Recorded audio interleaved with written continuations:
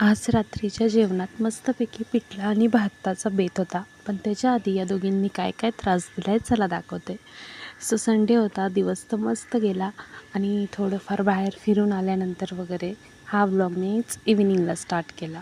Because of अंतराचा अभ्यास घ्यायचा होता थोडासा. स्कूलचा अभ्यास झाला होता, पण मी जो काही एक्स्ट्रा अभ्यास घेते तो चालला होता. हिचा मस्तपैकी अभ्यास चालू होता आणि मी माझं कपाट आवरत होते. तर मला ना माझ्या कपाटात माझ्या लग्नाचा जो रुखवत होता त्यातलं मला हे एक पान मिळालं होतं. भरपूर होती, पण मला एकच दाखवायला जमलं, म्हणून मी हे एकाचंच शूट घेतलं. आईचा निरोप आणि वाचलं आणि खरंच डोळ्यामध्ये पाणी आलं. किती पटपट जातात ना दिवस. आता माझ्या लग्नाला ना जुलैमध्ये 9 वर्ष पूर्ण होतील.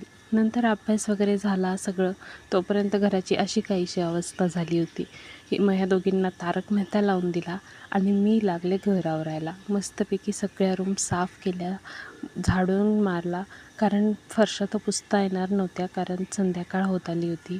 मग फक्त झाडू मारला, रूम नीटनेटक्या केल्या आणि मग बनवलं मस्त असं पिठलं आणि भात.